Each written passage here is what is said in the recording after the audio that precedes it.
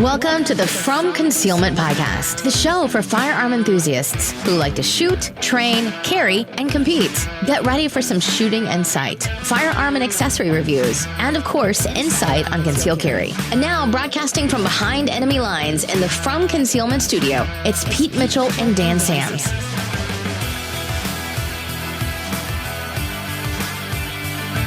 Hey, Freedom Nation, this is Pete Mitchell. And I'm Dan Sams. And you are listening to the From Concealment Podcast.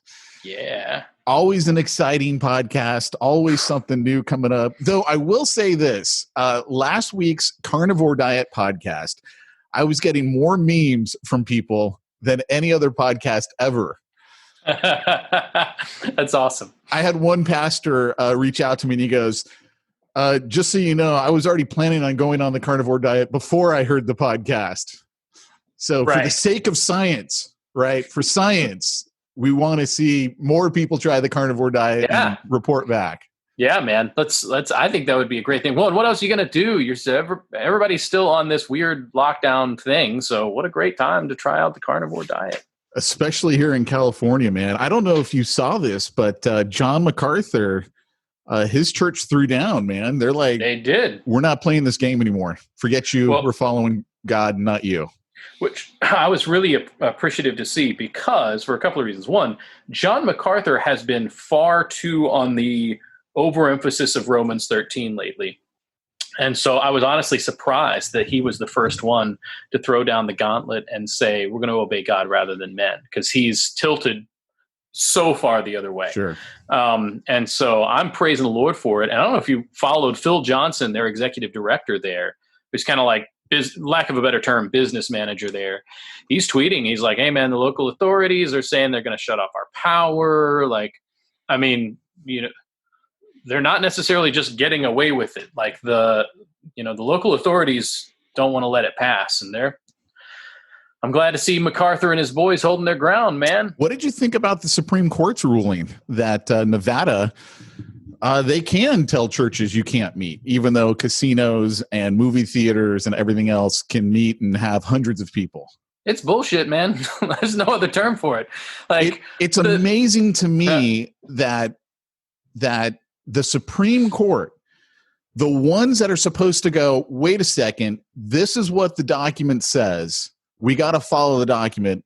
And they basically said, screw it. Don't really care. They're even admitting to being policy creators now. They're not following the Constitution at all.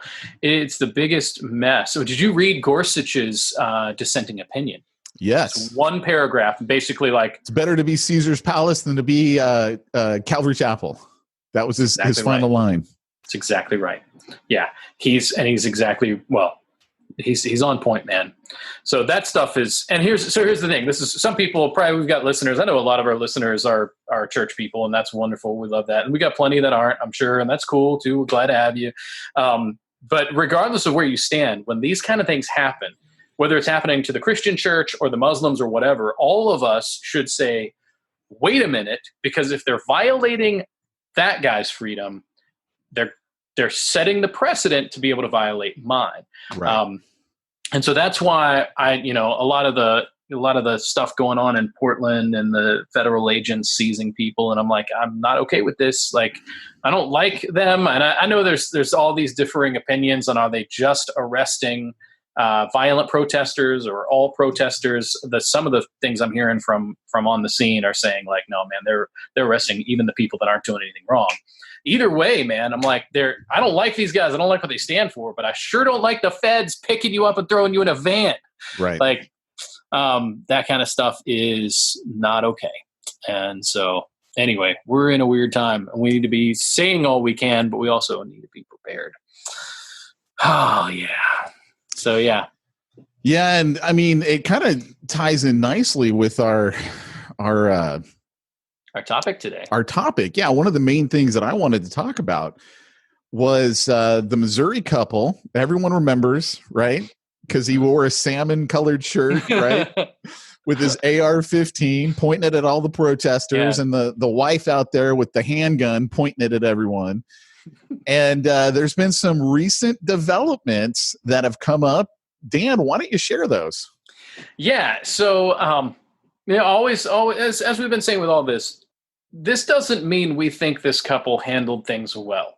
But anytime somebody is being maligned or there's an injustice, I want to speak up about it. Is if I know about it, if we're seeing it, we need to address the injustice, even if I disagree with the person that is involved. But the situation, because we're going to talk more about what happened with this couple and things we might disagree with them on. But what we now know is that, as best we know, the guy who had the AR, it was unloaded. The quote unquote firearm that the woman had, and I think you could say it was a firearm, and yet was disassembled or was internally disassembled or it was it was adjusted so that way it could not fire because they used it in a court case. Yeah. And so to be able to use this gun in the courtroom, this must be a thing that they do, at least in Missouri and probably other states as well. They make sure that the firearm cannot actually fire because, you're not allowed to bring guns into courts.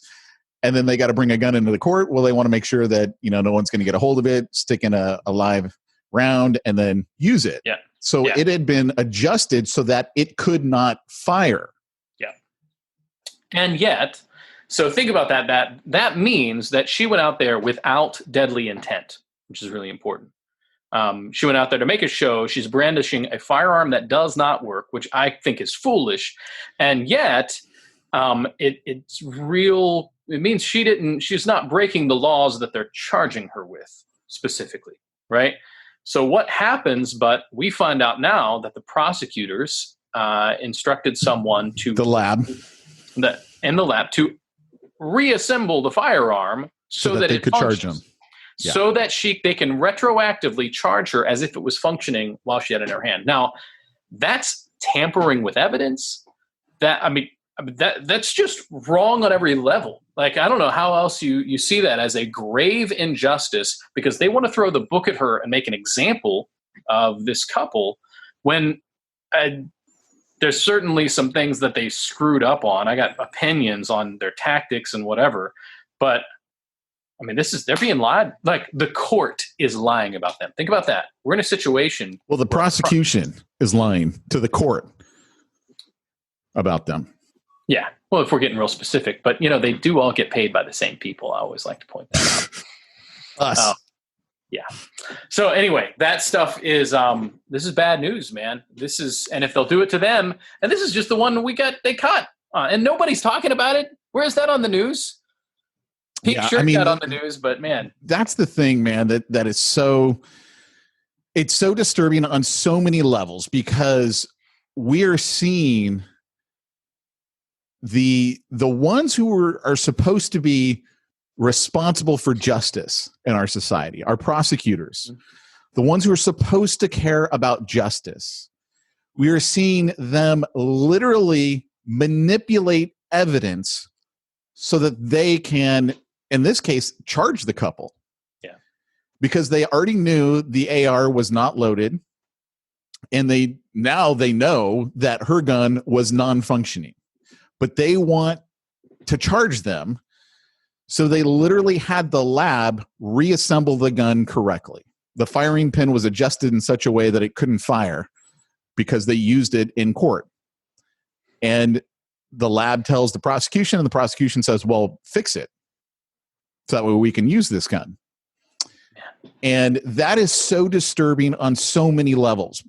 But the part of this, to me, that is like so absurd is this couple, which we talked about before. They were stupid for what they did. Like, they went out from behind cover and exposed themselves holding firearms. And now we know they were holding firearms that could not be used, which means they are already taking everything up a notch to another level. If there were people in the crowds with firearms, they have just raised the whole bar. Yeah. Right? Because now you got someone who's, in her case, she's pointing a gun at everybody. Yeah. And you now have the right to defend yourself. You don't know that gun has been adjusted so it can't fire. Yeah. Like, what are these idiots thinking? Yeah. Well, what it is it's anti-gun Democrats who bought guns in a panic and don't know how to use them. Perhaps, who knows? I mean, we don't know, do we? It sure looks that way. I mean, we understand that they're Democrats. The vibe do they? Were they? Well, here's the thing too. I mean, they were involved in a court case, but I don't know which side they were on. It was against a gun manufacturer. That's why her gun was made so it couldn't fire. Now, I don't know which side was she on. Was she defending the manufacturer or was she against the manufacturer? I don't know. I had understood they were Democrats. We should look into that. It's funny that that's not getting talked about more. But yeah, that's I'd be really interested to hear some details on that because man, and we've talked about the tactics of the situation before already. They're muzzle flashing. They're not being smart. They've left cover. Which in that situation, I think if they were trying to burn down your house, by all means, get out. Like the game changes. But when you have cover and concealment, use your cover and concealment, but they totally left themselves exposed, did not know how to hold their, I mean, you can tell by the way she's holding the gun, by the way he's holding the gun, although his stance was not as bad as hers. These are not people that know how to use firearms. And so all that already looked bad enough. The tactics of the situation looked terrible. And then we find out that they're not functioning guns and, or one's not loaded, one's not functioning. Oh, that's hard to believe. That was a really and that's what they move. did. I mean, it's like they're stupid for what they did. The prosecution is evil for what they're doing because they haven't dismissed it. Yeah. I mean, they've been caught and they're like, well, we're still going to go forward with it. Yeah, they should be. I mean, already now we have evidence of that, the evidence has been tampered with. This should just be, we're dropping the charges. That should, but they're going to try to push forward after it's already been proven that they were tampering with evidence. That's just the shadiest. And that's the reason why, too, man. I mean, we do this podcast. You and I are obviously gun guys. I carry a gun every day of my life. Everywhere I go, I carry a gun. And it's like you have to go into this realizing that they don't like you for being a gun enthusiast. Mm-hmm. They will absolutely come after you. I mean, when you were gone a couple of weeks ago and I had Michael Hernandez on. Mm-hmm. And one of the things, by the way. Yeah, good guy, great guy. And he made the comment or I don't remember. We talked about it though. And that is, do not pull your gun unless you absolutely have to. And I mean, it is like, you're going to die. Your family's going to die. Death is coming unless you pull the gun. Yeah. You do not, hey, I got a gun on me. I'm going to pull this thing and I'm going to show these people what's what. Don't you be messing with me. That is not why you pull a gun. I mean, you've literally just raised the stakes. Yeah. I mean, I think we talked about this on that podcast. When I was getting my concealed carry weapons license here in California, we got to go through a class. And the guy who was teaching it, he was going through, we didn't know it at the time, but they were actual real life examples. Mm.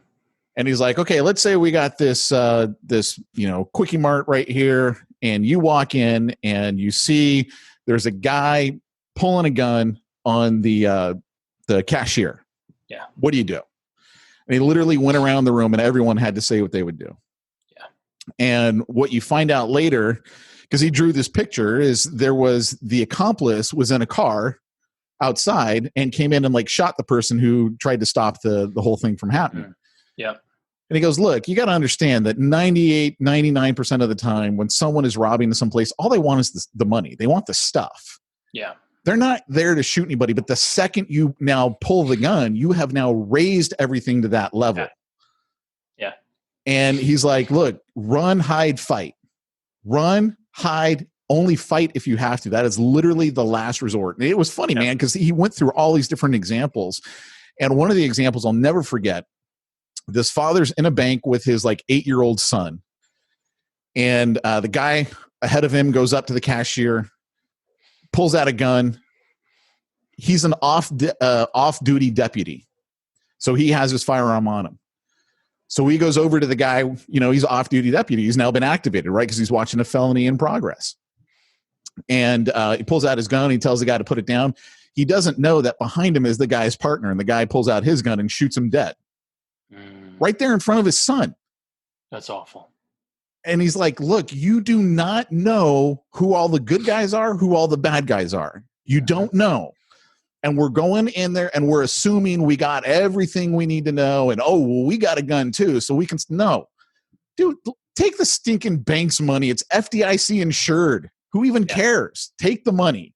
It's all fake money anyway. It's all fake money anyway, right? Yeah. So it's getting worse anyway. Like, oh my gosh, dude. New stimulus is coming. Yeah, man. This is not a good time for the American dollar, actually. Dude, have you seen the price of gold today? Oh, it's way up. It's way up. Dude, it is 1939 right now. I was holding on for 1800 before I sold. And then all of a sudden it went 1850, 1950. I mean, I'm like, holy crap, dude, where's this thing going to end? I don't know. It's going, man. It's on a run. It's on a run. It's going to end with the collapse of the American dollar is what's going to happen. Oh, yeah. They're 100%. They got to devalue the American dollar. It will happen in our lifetime. Yeah. Yeah. Well, which is why I say when you get your stimulus money, don't save it. Put it in a solid asset. Buy guns and ammo. The only thing that'll truly help you. That's honestly, that's probably what I'm going to do. Like for the last one, we bought a pool, and my wife is, and I mentioned, I'm like, I'd really like to have a good level 4 plate carrier group, and she's like, oh yeah, and I'm like, and I need another good 9mm, and she's like, blah blah blah, pool and whatever. I'm like, how about we do the pool? But then the next big purchase is some plates and some guns. And she gave me an acquiescence. I can't say publicly what I've done, but I did send you a picture of a nice little something, that will remain anonymous on the podcast that I wanted to make sure that I would have. And speaking of a totally unrelated thing than what you sent me, because I'm just thinking of the Rice Krispie treats you got. But I got a buddy who picked himself a Fostech Echo Sport trigger. Oh, nice. Would it be all right to talk about this for a second? Because I think our listeners need to know about this. So if you're not familiar with binary triggers, a lot of people don't know about binary triggers. Even gun guys. What did he get it for? Do you know? Was it like $500? Oh, it's better than that. I'm going to get it to you. Hold on. Okay. So you got, if you're not familiar with binary triggers, it's essentially, it goes bang when you pull the trigger, bang when you let go. If you do it properly, you can actually be faster than fully automatic with a binary trigger, and you are in control the entire time. I would say far better. In fact, one of the things, as we've tried to get around all these stupid regulations, this is one of the benefits that's come out of it, has been binary triggers. It's a wonderful thing. Which I believe are illegal in California. I'm not 100%, but I would not be surprised if they were. Well, probably so. However, the internal functions of the Fostech Echo Sport are a little different, and we'll see. I don't know. Maybe they haven't found a way to nail that one yet. Anyway, beautiful thing. Normally, though, you'd be paying $500 or $600 for a binary trigger. That's what I thought. Yeah. Right. That's what a lot of them have been running, and a lot of those binary triggers. I know the Fostech AR2 was essentially a drop-in. It was a pretty simple install. It cost you about $500-$600 depending, and you normally your selector worked kind of like a full auto, where you have safe, semi, and then your full auto would just be your binary, even though it's not full auto. Somewhere along the line, Fostech gets really creative. They make this Echo Sport, and I had the privilege of helping install it with my buddy. The Echo Sport is a little bit more involved, a tiny bit more involved in your install. Instead of just dropping it in, you're maybe 10 or 15 minutes of the total teardown or whatever. It still doesn't take that much time. Not that long. There's a couple of good videos online. It only costs $299. What? Yeah. Here's the other thing. Instead of your triple flip selector, you keep your same style of selector switch, although it comes with an ambidextrous selector. Nice. You're either switching between safe and semi, but on your actual trigger is a little paddle that goes from echo mode to semi mode. So you can actually control from safe to semi as you're used to doing with your regular AR. But then your little paddle, you can actually switch with the finger that's holding it, which in my opinion makes it a little bit easier, because you're not, if you go bang and you don't want to go bang and the let go, right, it's a little bit cumbersome to make sure you're putting it back on safe and whatever. Right. This system, I think I like the way it works. Now, I haven't tested it yet, so we'll see. But holy cow, for $299, and only barely more in the install, and because it's not a drop-in like you think of a drop-in, you could do anything you want to it. If you ever have to repair it, you can actually get in and do everything you need to do to this thing. A couple of tricky things. You've got to have a full auto M4 style carrier group, which is the case for most binary triggers. So that's something worth considering when you buy your binary trigger for $299. You're going to have to invest in, a nice fail zero or whatever. Maybe spend $120, $130 on that. So keep that in mind. But let me just tell you, highly recommend that. I'm liking it a lot. So Echo Fostech Echo Sport is the trigger that I'm recommending right now for ARs. One of my buddies, one of my heroes, I should say. He's a hero. Mm-hmm. This last week, he moved from California, Orange County, California, to Oklahoma. He bought a farm out there. He keeps putting these videos on Facebook, and I'm like jealous, right? I'm like looking at this thing, and he goes, yeah, it even came with a Remington safe and its own range. And I'm like, I gotta go. What the heck am I doing in this crazy state? I gotta go. You're going to have to get out, man. It's getting bad. Well, without going into detail, I was in a very similar location very recently. I wasn't in California, but a similar place. And I'm talking to my freedom-loving buddies there, and they're like, we're getting the heck out of here. Mm.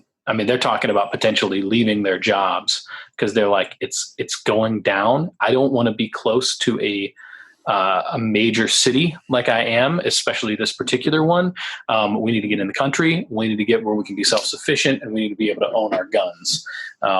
So it's no longer just funny. I think a lot of, if you're living around a city, now's a really good time to get in the country. And especially if you're in one like where you're facing issues like you guys are facing, get the heck out of Dodge, man. I tell you, I really, really want to, and it keeps getting worse out here. And fortunately for me, it could be lip service, but I've never gotten this lip service from my wife before. And so it seems like she's starting to see, we need to go. Yeah. And I was just like, I was telling her, I go, look, we're heading for a worse depression than the Great Depression. Yeah. Like there's no way. Look at all these companies that are going bankrupt. Yeah. And our economy is still high. I'm like, dude, it is going to come crashing down. Gold's at $19.40 an ounce. Yeah. This thing is going to come crashing down. And when it does, I don't want to be in California. Yeah. Yeah. So I'm going to be careful about this, but that there's all kinds of talk about full-scale civil unrest, like the talk that's going on. And there's a whole lot of different theories about what's going to happen, how it's going to happen. But we're already experiencing civil unrest. It's what's the nature of it going to be when it scales up. And so one of the theories that I keep hearing, I'm not advocating for this, I'm just for the sake of care. One of the theories is people are pointing out just how our country looks on a heat map for red versus blue. And all of your Democrat voting tends to happen clustered around these major cities. Right. And we're seeing, even in places like what we saw happen in Virginia, where all that area around DC, that is, a lot of that's technically Virginia there, but it's a lot of people that moved from California that are voting California, but there's so many people there that all of your rural, gun-loving, freedom-loving people in Virginia, which makes up most of the state, they're getting outvoted on everything, which is how you get a Northam in there and whatever. All that kind of stuff creates this unrest where it's like, hey, why does that guy over there who's never even met me and isn't even from here gets to control what I do in my backyard? So that intensity, and then if you just look at kind of the country in general, man, like most of your rural, even Midwestern people, lean a little bit more towards like, I want to have my guns, I want to have my freedom, I want to live my life. People in the cities, not so much. So the theory is that if things start getting wonky and the various states start actually trying to break off, well, depending on when that happens and who's president at the time might influence whether or not that can happen. But you start talking about everybody in those rural communities are going to be real pissed at what's been happening as the cities have controlled. Like, go to like New York. New York is mostly guys like you and I, but New York City pretty much controls everything. And as that switches, now all of our small businesses, even just think of the COVID thing, the small businesses have been the ones that have been hurt the most in many cases, because Walmart was allowed to stay open. Amazon, of course, is open, right? But the mom and pop store that was willing to do anything to stay open, they would do all the social distancing, cleaning. They weren't allowed to open in a lot of these places. Yep. People are upset, in many cases desperate, and they are pissed at the decisions that are being made in cities. So if there's going to be something go down, I'm not saying that the rural people are going to rise up and fight with the city people. I'm saying the city people are also I need to say this very cautiously, but if municipalities are controlling things that are happening in rural communities, and those people in rural communities are saying, like, at this point I need to defend myself, this is where we're seeing the divide might happen. And I'm not advocating for any of it, but if we're being smart, I'm not going to want to be in a city when an economic collapse happens. Right. Yeah, no, it's man, it's scary on so many levels. I mean, you and I have talked about this really since the beginning of the podcast, and that is seeing how the Constitution, literally no one seems to care about it anymore. Yeah. Like, this was the governing document that our forefathers got together and said, okay, these are the rules that we all agree to abide by. Yeah. And today, I mean, when you got the Supreme Court basically going, I don't really care what the First Amendment says. You know what? If Nevada wants to close down churches, they can close down churches. Like, you don't, even if you don't like church, like, if you're like, look, I don't give a rip about church, I don't give a rip about God, I don't give a rip about any of that, you need to care about other people's rights being infringed. Yeah. I mean, there's a reason that that's the first right that they wrote down, the freedom of religion, the freedom of speech, because really what you believe, that is the only right that really matters at the end of the day, is you need to have the freedom to believe what you believe. I mean, look at communist countries. Yep. Why do they try and clamp down on churches? Why do they even care?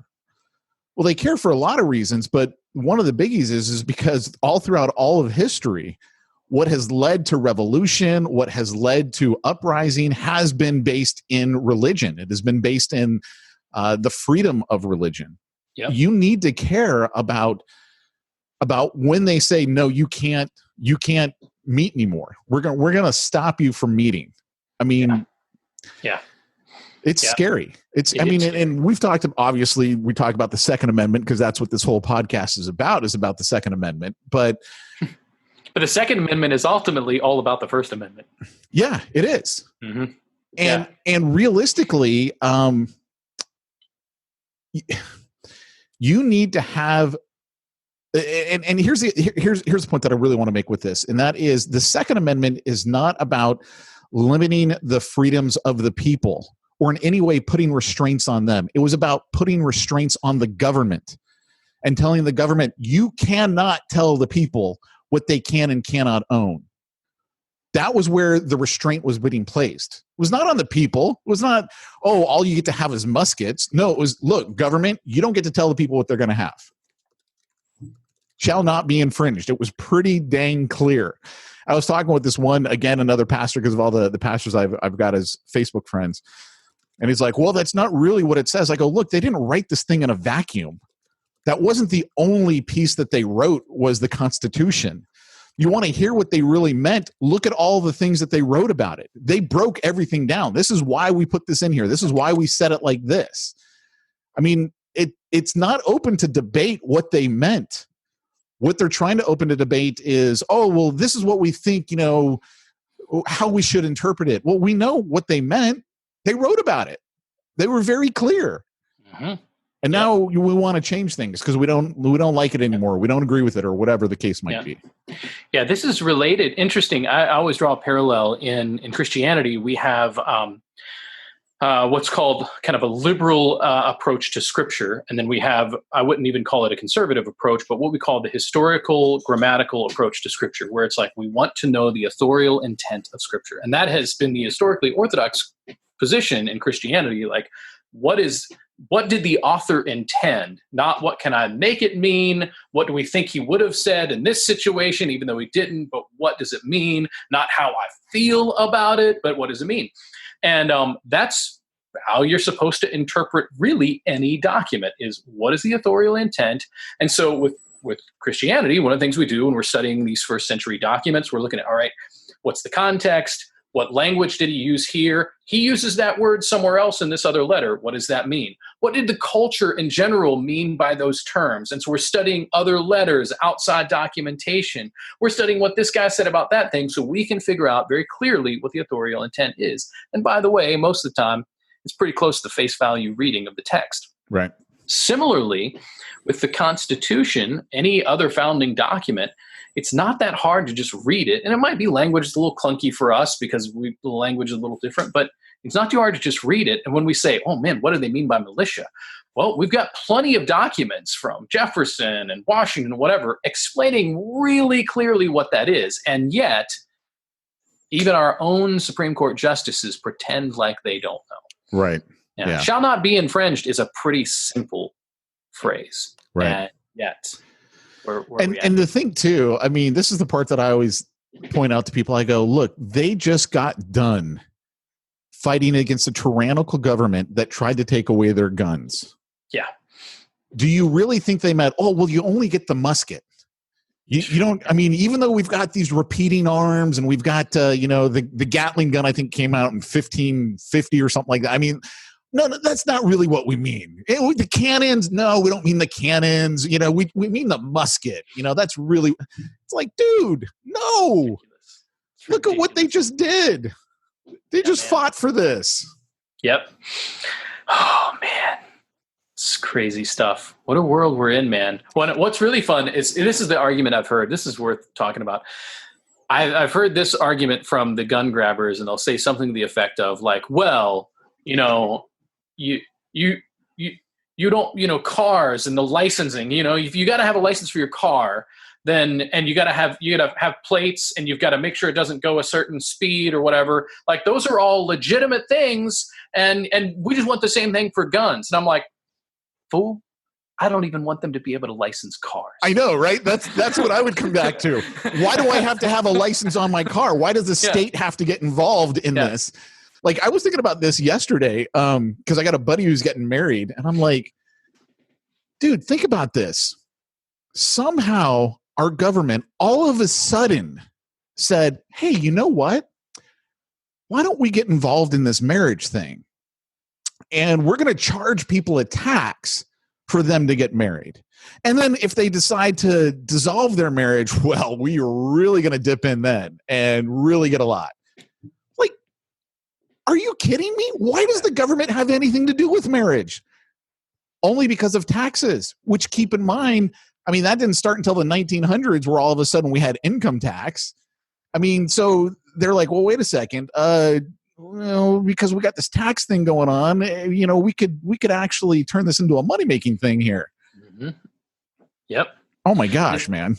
This is why this brings up all kinds of other ethical, sexual, moral things. But I'm like, you know what? And we start talking about these kinds of things. I'm like, you know what?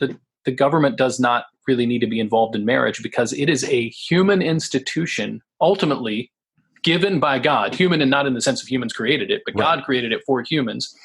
And I'm like, this is this wonderful thing that God has made.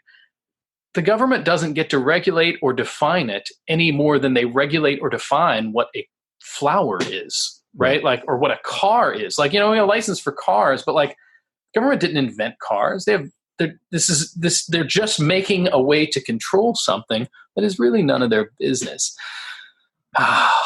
Yeah, don't get me started. I'm already started. It's a weird world that we live in today.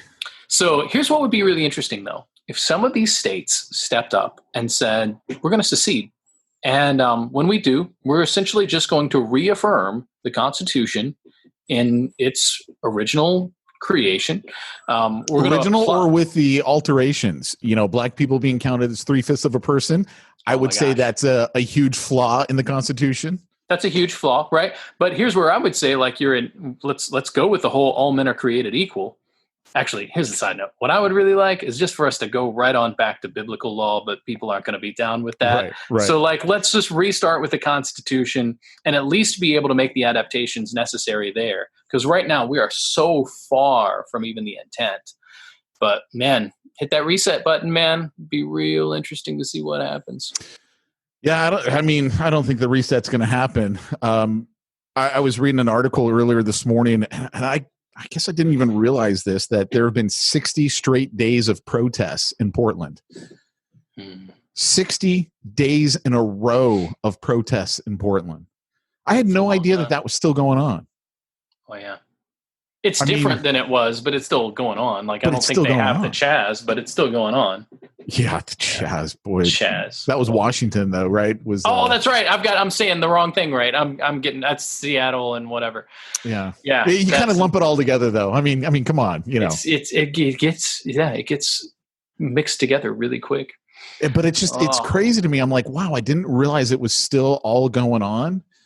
Mainly because where I live, life is kind of gone back to normal. I mean, it's not back to normal in the sense that we can't go out to eat. The movie theaters aren't open. Businesses are going to be demolished, but I'm like, no one's really out there protesting.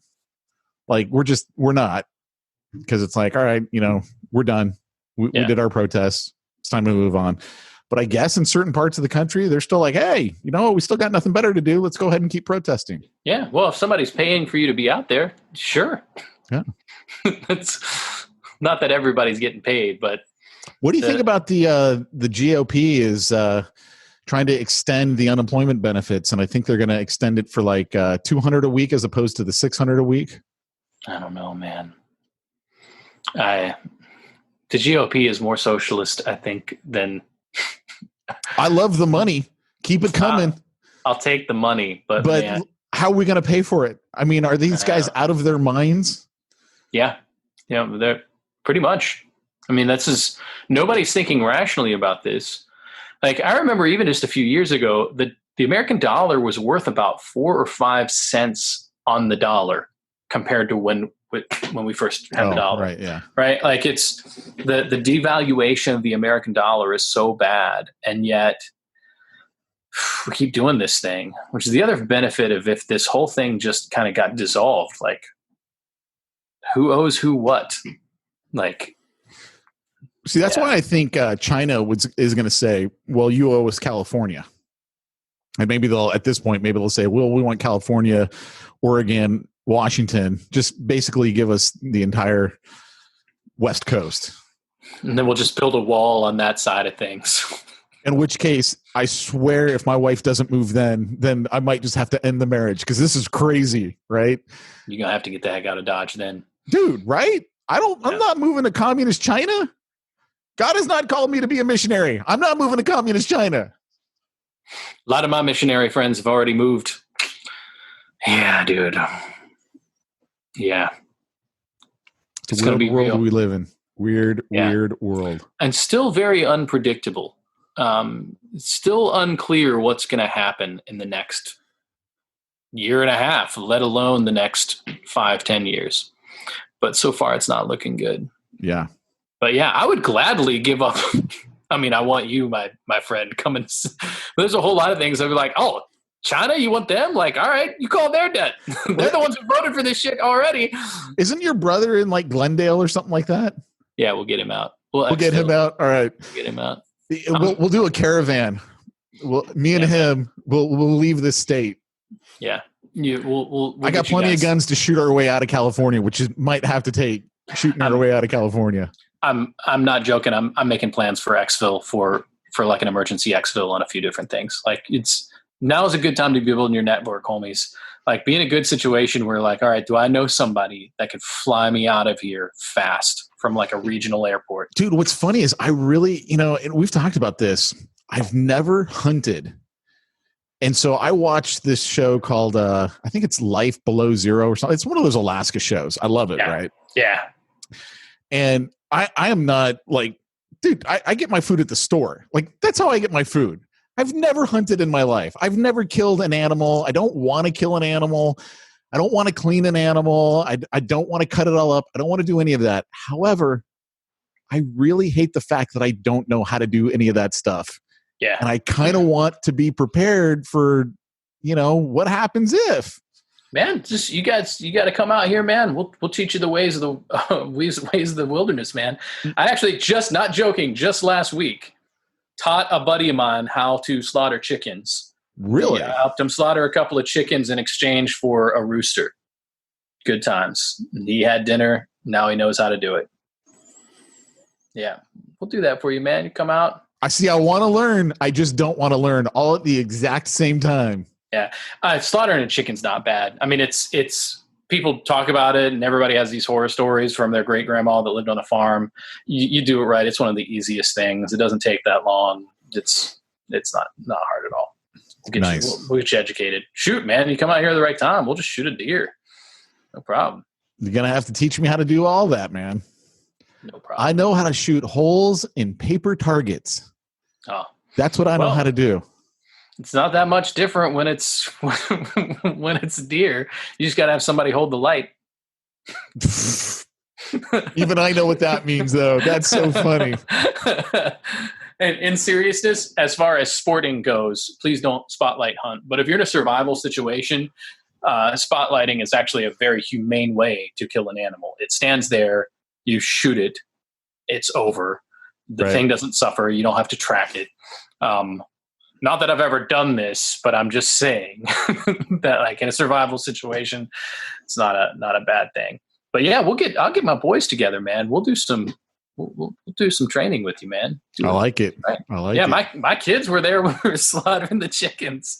Really? We talked them all through it, like, hey, this is going to feed them tonight. And, he's got any feelings about it? Because we wanted them to talk through it a little bit. And like, that's scary. And then when you hear the why and you talk through it and you do it right, those things aren't that scary to kids. Right. And, in fact, it's much better to be in a situation where somebody sees killing as a sad necessity at times than for them to have some weird, twisted view of it being exciting and cool. Like, I mean, it was sad. And we're like, man, it's sad, isn't it? Everybody feels sad, but we worked through it and we're like, okay, we're okay. Anyway, that's a whole other thing. Right. Anyway, everybody, that's lots of things going on. Get yourself ready. Get yourself some body armor with this next stimulus. Buy some more ammo. Always buy more ammo. Buy more ammo and make sure you're trained on your firearms. Buy more ammo and buy a watertight sealed container that would fit your firearms. And then maybe you got to bury some firearms. Now, I'm thinking in case they fall off the boat. Oh, well, of course. Yeah, you want them to float. So if it's sealed, it's going to float. Because, I mean, we know about all these boating accidents. If you have something sealed, like some 12-inch PVC with end caps on it, maybe get some of those gun bags, and man, it falls off there, it'd be just fine. Yeah, just fine. Yeah. I just did a trip to Lowe's yesterday. Yeah, right on. Good for you, man. Good for you. All right, my friend. Well, hey, look, why don't you give Lake Erie their plug? Yeah. Hey, everybody. So we just added a new class on firearm care and maintenance, specifically for handguns. It's designed specifically for brand new gun owners, as we know there are a lot of you. But it's great really for anybody. You learn how to tear down your gun and some basic principles of cleaning and care and long-term maintenance of a gun. Wonderful class. Of course, we're offering that in addition to our CCW class and everything else. And we got some other exciting classes we're working on coming down the pike. Either way, check out learms.net. Visit, sign up for a class, fly on in, drive on in, walk on in, ride your bicycle on in. If you're from Canada, you can canoe on down, and we'll make this happen. We'll get you some real bacon for you Canadians. We'll teach you how to handle that firearm. learms.net. Check it out. All right, guys, thanks so much. We'll be back next week with another episode of the From Concealment Podcast. Take care, everybody.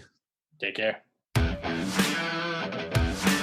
You've been listening to the From Concealment podcast with Pete Mitchell and Dan Sams. Be sure to tune in next week for more gun talk. Also, check out the From Concealment website for more shooting-related goodness at FromConcealment.com.